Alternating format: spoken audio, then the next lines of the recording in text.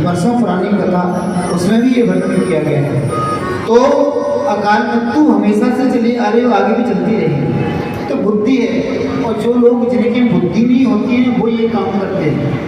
अरे भाई, भगवान ने हमें जन्म दिया है, मानव शरीर दिया है, तो इसको अच्छी तरह से जिए, बढ़िया तरह से जिए, अच्छा एंजॉय करके, आनंद ले करके इसको जिए। तो अच्छा इसको जिएंगे तो खूब आनंद आएगा महाराज, खूब आनंद की प्राप्ति होगी और भगवान की प्राप्ति होगी। और इसको आपने अगर भार समझ लिया तो जीवन काटना मुश्किल हो जाता है, एक दिन भी मुश्किल हो गया निकालना। इसलिए प्रेम के साथ, आनंद के साथ मग्न होकर के कथा का आनंद लो, जीवन का बच्चों के साथ, परिवार के साथ आनंद लो।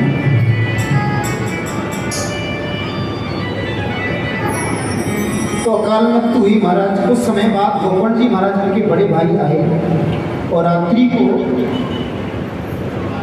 वो अनेक रूपों में घूमने लगा। 2 बजे रात्रि को कभी कौवा की भेष में आता है, कभी भैंसा के रूप में आता है, अनेक रूपों में आने लगा, कभी सांप के रूप में आता है, अनेक रूप में आने लगा। गोपन जी महाराज ने सोचा पता नहीं कौन है, कौन जीव है जो परेशान है, बार बार आए। रात्रि को 1 बजे, 1:30 बजे, 2 बजे सोने में नहीं दे, कभी इधर से निकले, कभी इधर से निकले।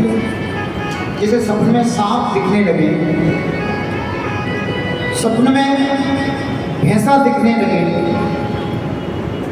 काली वस्तु दिखने लगे, काले वस्त्र पहन करके कोई जीव दिखने लगे, पानी पानी दिखे, जली जल दिखे। से पितृदोष है। तो पितृदोष के बहुत सारे कारण हैं। घर में अशांति हो, भाई भाई में नहीं बने, भाई बहन में नहीं बने, रिश्ते नातेदारी में नहीं बने, आपस में झगड़ा होता रहे, ये पितृदोष है। शादी विवाह सही समय से नहीं हो,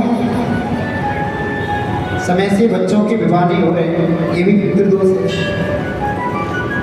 बच्ची का विवाह समय से नहीं हो रहा, बेटा का विवाह समय से नहीं हो रहा, बहू बात नहीं मान रही, सास बहू में लड़ाई झगड़ा चल रहा है निरंतर, ये पितृदोष है। पितृदोष के कारण होता है। तो हर घर में पितृदोष तो होता ही है, उसका निवारण करना चाहिए। प्रतिदिन भगवान का भजन करें, गुरु मंत्र जाप करें, और ज़्यादा जटिल पितृदोष हो तो श्रीमद् भागवत कथा श्रवण करें, भागवत कराएं, क्योंकि कलियुग में भागवत स्वयं ठाकुर जी का ही स्वरूप है। वांगमय प्रतिमूर्ति वर्तते है, भागवत जी वांगमय प्रतिमूर्ति है। तो भागवत जी श्रवण करें।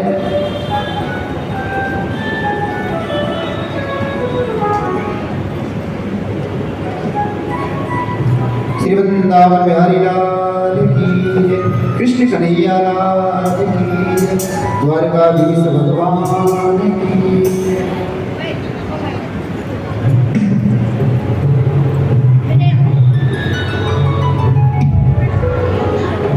अब तो जैसे अनेक हवाओं में आने लगा, देखो हवा का रूप ले लेते हैं, तो हवा के रूप में आने लगा, अनेक चिल्ला चिल्ला करके रोने लगा, आवाज करने लगा, दहाड़ने लगा, अपने भाई के सामने रोने लगा।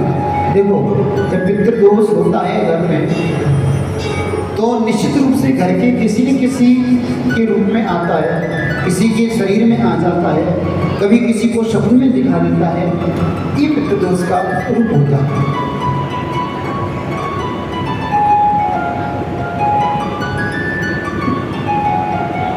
तो जैसे ही गोपन जी ने देखा, देख करके कहा, अरे तुम कौन हो भाई, अपना परिचय बताओ, बार बार तुम परेशान हो। उसने हाथ जोड़ करके कहा, अरे भैया मैं तुम्हारा छोटा भाई हूँ, धंधकारी, महाकलह, मैं दुष्ट हूँ, जिसने जीवन पर्यंत पाप किया, पाप के कारण मैं इस योनि में आया हूँ, मुझे इस योनि से दूर करो, मेरा कष्ट दूर करो।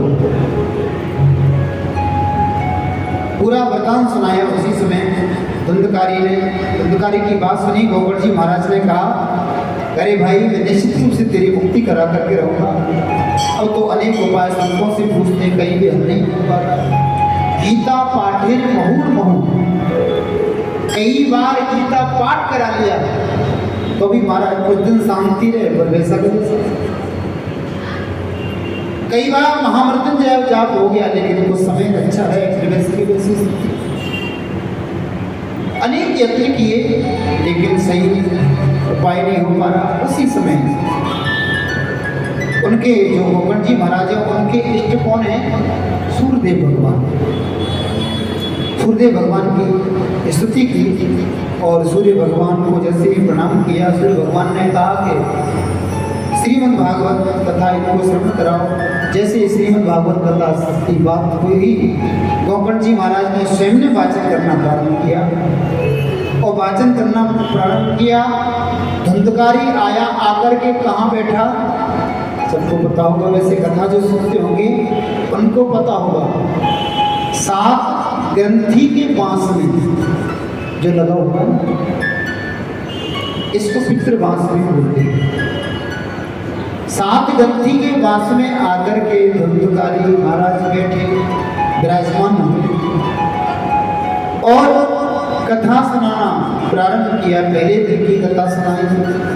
पहले दिन की जैसी कथा सुनी, पहली ग्रंथि टूटी। दूसरे दिन की कथा सुनाई महाराज, दूसरी ग्रंथि टूटी। तीसरे दिन की कथा सुनाई, तीसरी ग्रंथि टूटी। तीसरे चौथे दिन की चौथी ग्रंथि, पांचवें दिन की पांचवी ग्रंथि, छठवें दिन की छठवीं ग्रंथि टूटी और सातवें दिन की सातवीं ग्रंथि जैसे ही टूटी और टूटते ही विमान आया। विमान में विराजमान होकर के जैसे धुंधकारी सामने आया और आकर के स्तुति करने लगा।